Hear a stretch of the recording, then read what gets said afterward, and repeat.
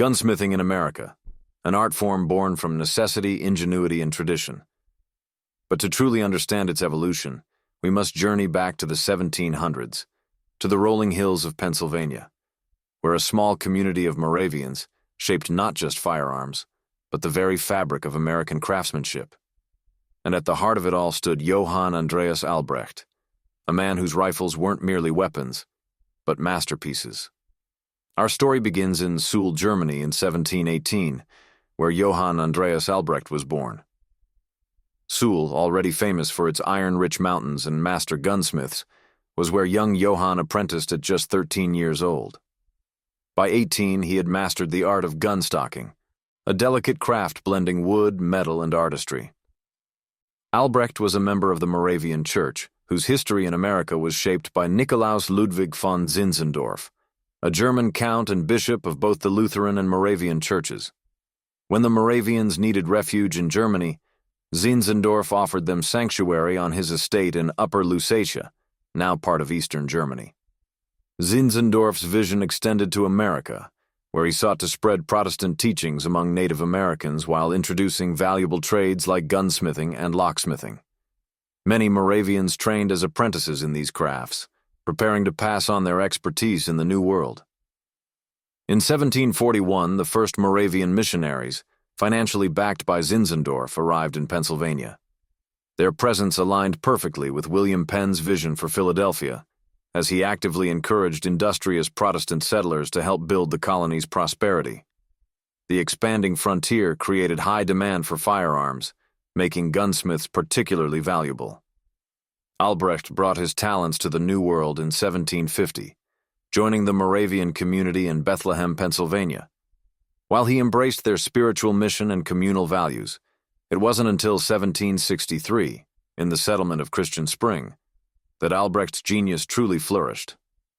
Here, Albrecht became a master gunsmith at Christian Spring, a Moravian settlement near present-day Nazareth.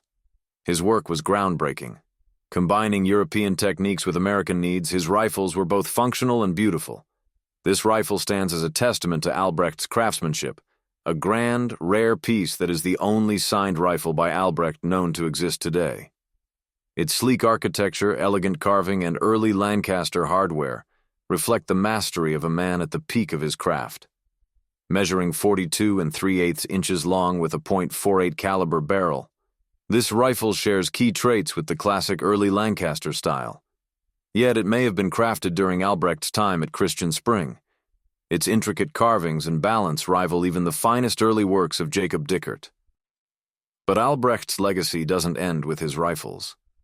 His influence extended through his apprentices and those who invoked his style, particularly Christian Oerter and Jacob Dickert, two titans of early American gunsmithing. Christian Oerter, a protege of Albrecht, became renowned for his artistry. His Griffin rifle, made in 1775, is celebrated as one of the most elaborate firearms of the era, with breathtaking carvings behind the cheekpiece. Oerter's work reflects the influence of his mentor, blending functionality with high art. Would carry the Moravian gunsmithing tradition to new heights.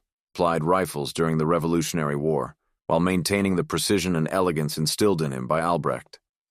In 1771, Albrecht moved to Lititz, a Moravian community in Lancaster County, where he continued to build rifles. It was here that his techniques and teachings solidified the foundation of the early Lancaster rifle style, which would shape the future of American gunmaking. Today, the lone signed A. Albrecht rifle is not just a weapon. It's a symbol of the founding of a nation, a piece of art that embodies the fusion of necessity and beauty. Albrecht's designs, paired with the success of his apprentices, ensured his influence would echo across generations. In every curve of the stock and every gleam of the barrel lies the story of Johann Andreas Albrecht, a man whose work defined the intersection of faith, artistry, and innovation. Through his rifles and his apprentices, Albrecht's legacy endures as a cornerstone of American gunsmithing. Subscribe for more untold stories of history, craft, and innovation.